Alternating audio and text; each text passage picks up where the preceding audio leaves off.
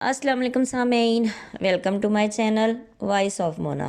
हमारी आज की स्टोरी का नाम है बेमुरव्वत। शाह मीर के वालिद जिंदा थे और वालिदा का इंतकाल हो चुका था। 3 भाई बड़े थे, उनकी शादी हो चुकी थी। भाभियां शाह मीर और उसके वालिद का ख्याल नहीं रखती थीं। दोनों बाप बेटा बहुत परेशान थे।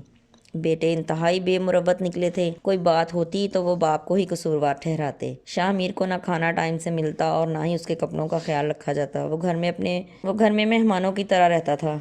कोई नहीं पूछता था। अक्सर रात को दरवाज़ा तक कोई नहीं खोलता था। वो घंटों दरवाज़ा खुलने का इंतज़ार करता। बहुत ज़्यादा घर का माहौल ख़राब हो चुका था। बाप बेटा तन्हाई में अक्सर रो देते। शामिर की नौकरी बहुत अच्छी थी, वो ईमानदार भी था और बाअदब भी। शामिर के अब्बू की अचानक रात को तबीयत ख़राब हो गई। शामिर आवाज़ें देता रहा। सब अपने कमरों में सो रहे थे। फिर वो बाप को अकेला अस्पताल ले गया। फिर भाई आए। हालत बहुत ख़राब थी। शामिर का दिल बेचैन था। बाप को कुछ हो गया तो उसका क्या होगा। फिर काफ़ी दिन इलाज चलता रहा। वो ठीक हो गए, घर आ गए।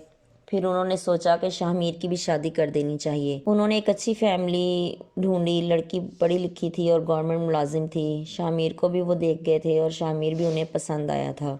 फिर शादी हो गई। किंजा शाहमीर के घर आ गई। शाहमीर खुश था। भाभीियों का रवैया जूं का तूं था। बाप ने कहा, शाहमीर ये तेरे साथ मुखलिस नहीं है, अपनी बीवियों के बहकावे में आ चुके हैं। मैं इस घर को बेचकर सबका हिस्सा अलहदा कर देता हूँ। शाहमीर सबसे प्यार करता था। वो नहीं चाहता था कि भाई अलहदा हों, लेकिन उन्होंने जैसे ही सुना खुश हो गए। फिर मकान बिक गया। सब अलहदा अलहदा हो गए। शाहमीर ने भी बहुत अच्छा घर खरीद लिया और अपने अब्बू को अपने साथ ही रखा। भाइयों ने मुड़कर भी बाप की कभी खबर न ली। बाप ने कहा, कहने को तो वो मेरे बेटे ही हैं, लेकिन बेमरवत ही निकले हैं। शाहमीर बाप को हर मुमकिन खुश रखता था। बाप उसको दुआएं देता। किंजा और शामिर दोनों काम कर रहे थे।